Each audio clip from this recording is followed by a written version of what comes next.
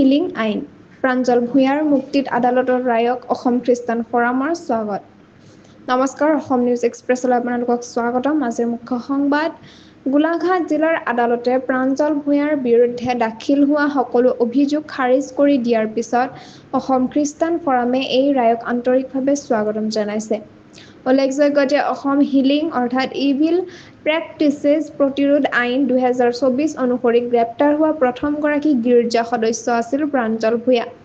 38 বছৰীয়া ভূঞা এজন ব্যক্তিগত গৃহ শিক্ষক আৰু গোলাঘাট বাপ্তিষ্ট গীৰ্জাৰ সক্ৰিয় সদস্য।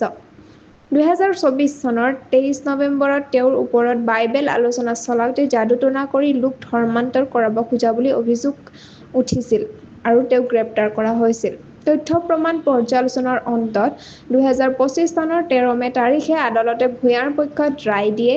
এই সিদ্ধান্তই তেওঁৰ পৰিয়াল, গীৰ্জা সমাজ আৰু সমৰ্থকৰ মাজত যথেষ্ট সন্তোষ আৰু শান্তি আনিছে। অসম খ্ৰীষ্টান ফৰামে গোলাঘাটৰ জৌনী বাক্সৰ নিস্বাৰ্থ আইনী সহায় আৰু ন্যায়ৰ বাবে তেওঁক ধন্যবাদ জ্ঞাপন কৰে।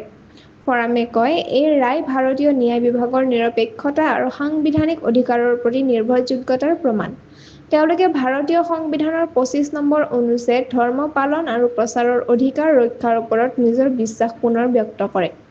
একে সময়তে ফৰামে কয়, এই নতুন আইন যথেষ্ট সংবেদনশীল।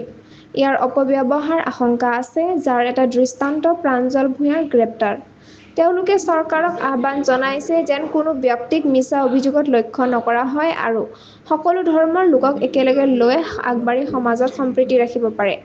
অন্ততঃ ফৰামে ধৰ্মীয় স্বাধীনতা, আন্তঃৰাষ্ট্ৰীয় সংলাপ আৰু আইনী বৈষম্যৰ পৰা ৰক্ষা কৰাৰ প্ৰতিশ্ৰুতি পুনৰ ব্যক্ত কৰে। শেষত তেওঁলোকে এডভোকেট বাক্স গীৰ্জা সমাজ আৰু সকলো লোকে সহায়লৈকে কৃতজ্ঞতা জ্ঞাপন কৰে। অধিক জানিবলৈ সংযুক্ত হৈ থাকক অসম নিউজ এক্সপ্ৰেছ চেনেলটোৰ লগত। চেনেলটো লাইক, কমেণ্ট, শ্বেয়াৰ, ছাবস্ক্ৰাইব কৰিবলৈ নাপাহৰিব। ধন্যবাদ।